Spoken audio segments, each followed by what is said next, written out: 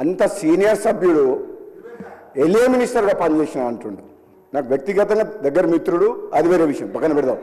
కానీ on record మైక్లో ఒక సభ్యుని యూజెస్ ఫిలోనని అధ్యక్ష అంటే మీరు ఏంది అంటే మీరు ఈ అసెంబ్లీ తెలంగాణ ఇచ్చిన కాంగ్రెస్ పార్టీ ప్రజలు ఆశీర్వదించి మీ ప్రభుత్వాన్ని చక్కగా ముఖ్యమంత్రి గారి నాయకత్వంలో మా డిప్యూటీ సీఎం నాయకులు మంచి పనులు చేస్తుంటే మీకు జీర్ణించుకోలేదు. ఏం మాట్లాడాలి? అరే ప్రజలు వింటున్నారు అధ్యక్ష. తెలంగాణ ప్రజలు కొట్లాడిన తెలంగాణ రాష్ట్రం తెచ్చుకున్నది ఆత్మగౌరవం కోసం. అటువంటి ఆత్మగౌరవం కోసం ఆంధ్ర ప్రజలు, ఈ తెలంగాణ ప్రజలు తెలంగాణ రాష్ట్రాన్ని నడపలేరు ఉన్నారు. కానీ ఈరోజు మీరు ఏమనుకున్నారు?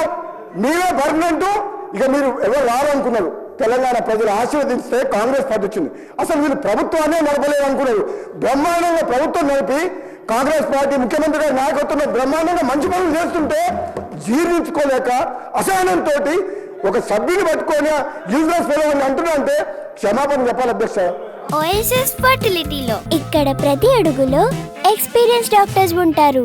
In the good hands of science. Mummy daddy అవ్వాలంటే ఓఎస్ఎస్ కి కాల్ చేయండి. క్షమాపణ చెప్పాలి అధ్యక్ష. ఇది చాలా అన్యాయం.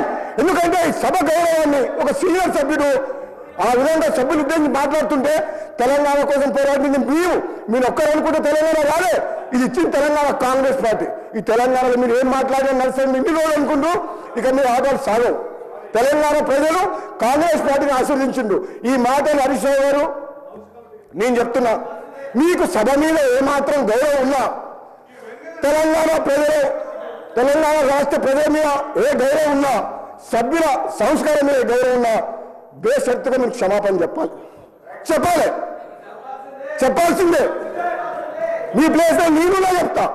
మీకేం కొమ్ము మీరేం కింద పడిపోరు, మీ కిరీటం ఏం పడిపోదు. కానీ ఆ మాట ఉండడం మాత్రం మీలాంటి వ్యక్తి. ఇంకేమంటే కొత్త సభ్యుడు అంటే మేము బాధపడేటం కాదు, పట్టుకున్నాడు. కానీ హరీష్ రావు గారు అంటే ఉద్యమకారుడు, మంచి పేరుంది, మేమందరం కూడా గౌరవిస్తాం. ఏం భాష అధ్యక్ష? తెలంగాణ సమాజం మొత్తం మన మీద ఎన్నో ఆశలు పెట్టుకొని ఈ తెలంగాణ రాష్ట్రం కోసం 1000 మంది యువకులు ఆత్మ బలిదానం చేసి ఈ సభ నడుస్తుంటే బ్రహ్మాండంగా వాళ్ళ సమస్యల కోసం మాట్లాడే ఒక మంచి పద్ధతిలో మాకు చెప్పాలి. కానీ మీకు ఎప్పుడు అధికార హోదాలే కావాలి, ప్రతిపక్షం వద్దు అంటే ప్రజలు ఇచ్చిన తీర్పును కూడా గౌరవించకుండా మంచిగా బ్రహ్మాండంగా పనిచేస్తుంటే ఇచ్చిన హామీలు కూడా అధ్యక్ష గౌరవ ముఖ్యమంత్రి గారు రేవంత్ రెడ్డి గారి నాయకత్వంలో ఈరోజు ఇచ్చిన హామీలు కూడా ఒకరి తర్వాత ఒకటి అంటే ఉచిత బస్సు ఇవ్వడం తప్ప, రైతులకు రుణమాఫీ చేయడం తప్ప, కరెంట్ ఇవ్వడం తప్ప, మన బడి పిల్లలకు మెస్సార్లు పెంచడం తప్ప ఇన్ని మంచి పనులు చేస్తుంటే వీళ్ళ కడుపుల మంట జీర్ణించుకోలేక ఈ విధంగా మాట్లాడుతున్నారు. ఇది అన్యాయం అధ్యక్ష. ఇది క్షమించడం చేయడం. నేను చెప్తున్నా, మీరు ప్రతిపక్ష హోదా కూడా కోల్పోతారు. మర్యాదగా మాట్లాడకపోతే కనీసం మాకు ప్రతిపక్షం లేకుండా ప్రజాస్వామ్యాన్ని కూలి చేసిన వ్యక్తులు వీళ్ళు మాకు దొంగని అంటే ఎవరు దొంగ?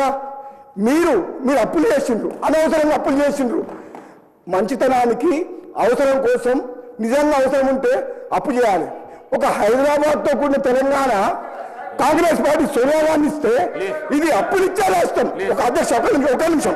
ఇది హైదరాబాద్తో కూడిన తెలంగాణ అంటే మిగతా రాష్ట్రాలకు అప్పులిచ్చే రాష్ట్రాన్ని అప్పుల పాలు చేసి అడుక్కునేటట్టు చేసి సర్పంచులకు బిల్లులు ఇవ్వలేని దౌర్భాగ్యులు మీరు అంటే తప్పేంది అధ్యక్ష?